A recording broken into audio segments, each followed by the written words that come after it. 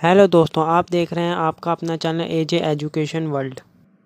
आज हम class 11th का अंतराल बुक से हिंदी का चैप्टर नंबर 3 पढ़ेंगे, जिसका नाम है टॉर्च बेचने वाला। हेलो, मैं हूँ लेखक।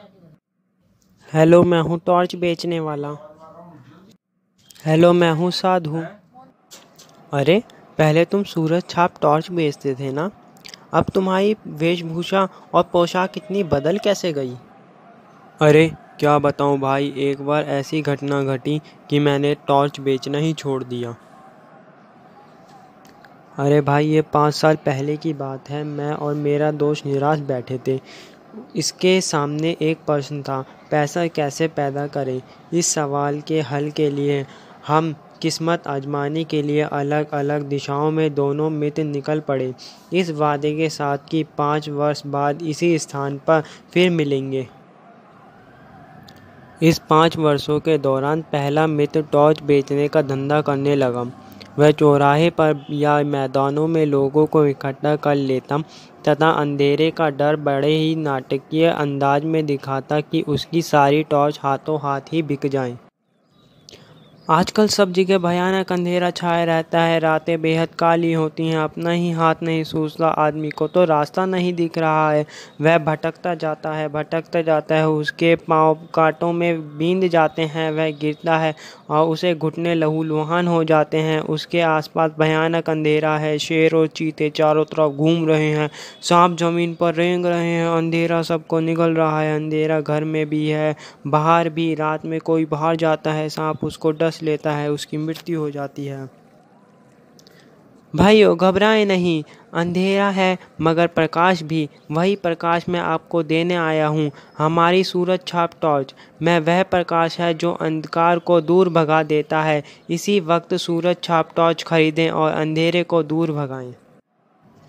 साहब, मेरे टॉर्च बिक जाते और मैं मज़े में ज़िंदगी गुजारने लगा। वादे के मुताबिक 5 साल बाद मैं निश्चित स्थान पर पहुंचता हूं, परंतु मित्र वहां नहीं मिलता। मैं उसे ढूंढने निकल पड़ता हूं। एक शाम मैंने एक मैदान में मंच पर सुंदर रेशमी वस्त्र से सजे एक भव्य पुरुष बैठे देखे। हजारों लोग गुरु गंभीर वाणी को तन्मन होकर सुन रहे थे।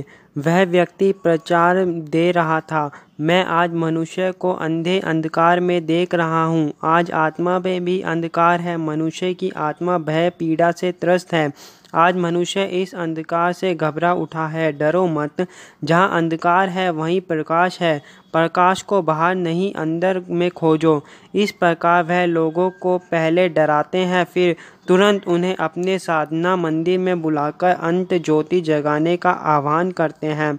लोग तन्मन होकर संत की बातें सुन रहे थे, पर उस समय मेरी हंसी छूट पड़ी।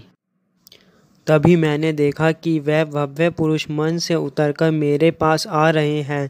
मैंने तो उन भव्य पुरुष को नहीं पहचाना, पर भव्य पुरुष ने मुझे पहचान कर मुझे कार में बैठा लिया। मैंने देखा कि यह संत की वेशभूषा में कोई और नहीं, मेरा मित्र ही है। बंगलाकार वेशभूषा को देखकर मैं हैरान हो गया।